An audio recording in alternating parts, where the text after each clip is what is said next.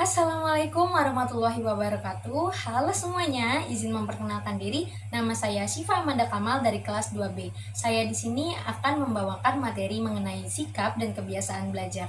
Sebelumnya, kita harus mengetahui nih, apa itu sikap?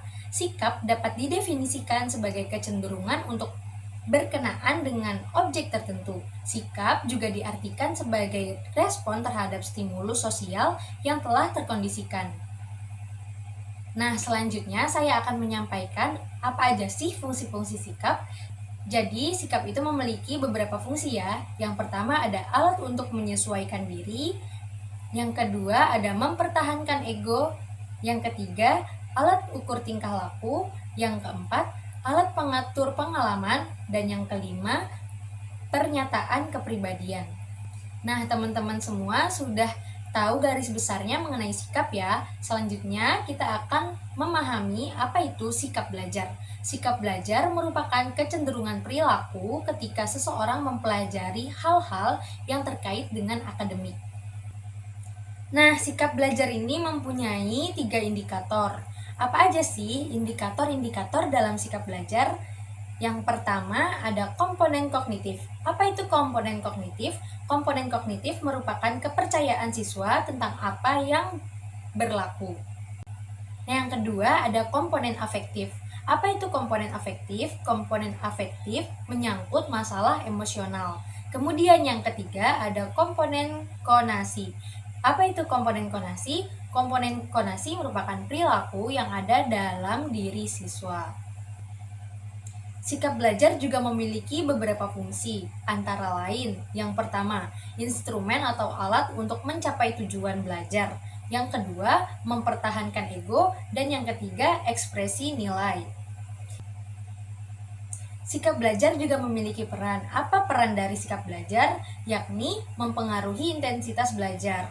Jika positif, maka intensitas belajar akan baik. Begitupun sebaliknya, jika negatif, maka intensitas belajar akan menurun. Nah, bagaimana sih cara pengembangan dari sikap belajar ini? Yang pertama, ada bangkitkan kebutuhan untuk menghargai keindahan. Yang kedua, ada hubungan dengan hal lampau.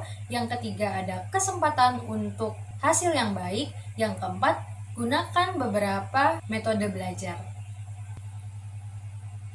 Nah, selanjutnya, kebiasaan belajar. Teman-teman tahu nggak sih apa itu kebiasaan? Kebiasaan merupakan tingkah laku yang tetap dan dihasilkan dari proses adaptasi dengan lingkungan sekitar. Kebiasaan ditentukan oleh lingkungan sosial dan kebudayaan dan dikembangkan oleh manusia sejak lahir.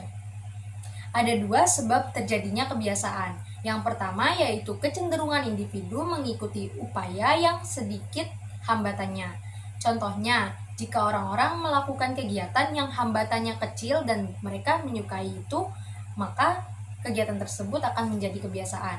Yang kedua, melalui sesuatu kegiatan dengan sengaja untuk membentuk pola reaksi. Contohnya, orang-orang yang membiasakan dirinya untuk belajar akan kecenderungan memiliki kebiasaan belajar. Kebiasaan belajar juga memiliki peran. Apa sih peran dari kebiasaan belajar? Yaitu kebiasaan belajar cenderung menguasai perilaku siswa pada setiap kali mereka melakukan kegiatan belajar. Maka dapat dikatakan kebiasaan belajar memiliki motivasi yang kuat untuk mendorong para siswa untuk belajar. Nah, selanjutnya transfer belajar. Transfer belajar memiliki beberapa komponen. Komponen yang pertama, komponen positif, yakni pengetahuan atau keterampilan yang diperoleh meningkatkan kinerja pada situasi baru. Yang kedua, komponen negatif, pengetahuan atau keterampilan yang diperoleh menurunkan atau menghambat kinerja pada situasi baru. Nah, yang ketiga ada komponen vertikal, pengetahuan atau keterampilan yang diperoleh diterapkan dalam tugas yang memiliki tingkat kesulitan yang sama. Yang keempat, ada komponen horizontal, pengetahuan atau keterampilan yang diperoleh diterapkan dalam area berbeda.